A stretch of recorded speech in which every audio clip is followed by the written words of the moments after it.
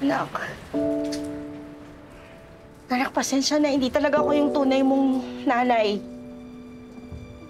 Si Julieta yung tunay mong nanay. Pasensya ka na, Bia. Ako ang nakiusap kay Oling na magpanggap bilang nanay mo. Kasi ayoko makita mo yung kalagayan ko na ganito.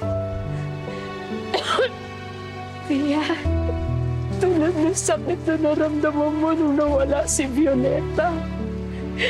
Kaya pinilit ko lang si Oling para gawin ito. Pasensya ka. Kaming tatlo talaga yung magkababata. Mga magkakaibigan kami. Kaya yung litratong pinakita mo, ito yun, oh. Tigay-tigay sa kaming kopya ako sa kanya. Tapos yung sa mama mo. Magkakaibigan talaga kaming tatlo, Bia. Pero mula nang umalis si Violeta, wala na kami komunikasyon. Kaya ako na lang at saka si Oling ang magkasama ngayon.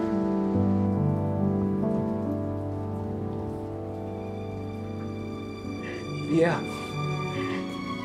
alam kong masakit, alam kong mahirap.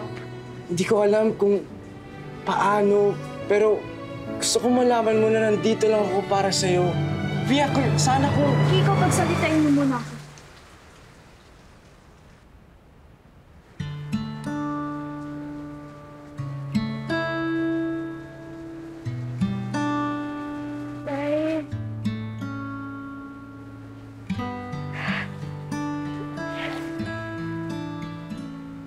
Nay?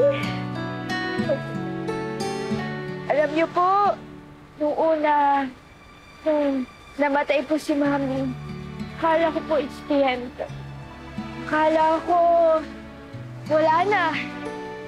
Sobrang sakit. Pero ngayon po na nalaman ko na may dalawa po akong nanay, may saya po pala sa pakiramdam. Kaya, Nay, kahit anuman pong dahilan, wala na po akong paki. Sobrang po yung saya ko. This is the best birthday gift ever.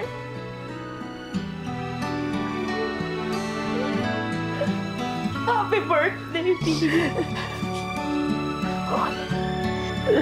Happy birthday!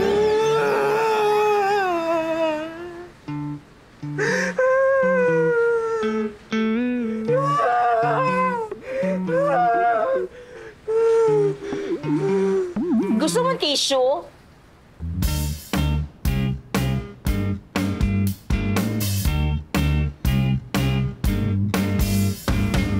Hi guys! It's Sophia here.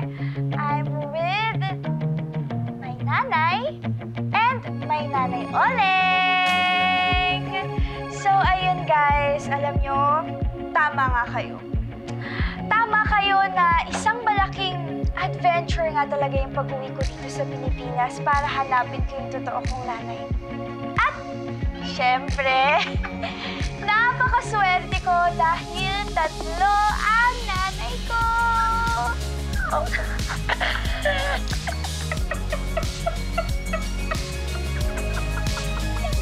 Pero, syempre, dumating din yung panahon na kailangan naming mag-goodbye kay Nanay Julieta.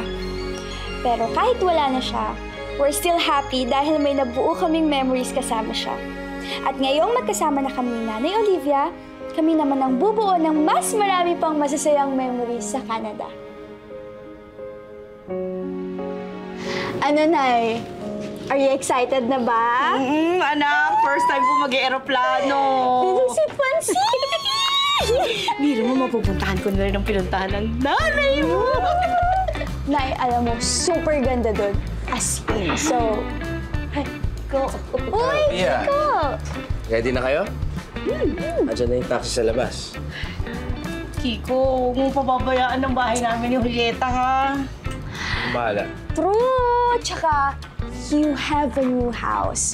Hindi mo na kailangan tumira sa barangay hall, diba? Oo nga eh. Tsaka gusto ko rin magpasalamat sa binigay mong reward sa akin. Dahil dyan, makakapagsimula na ako ulit ng bago kong career.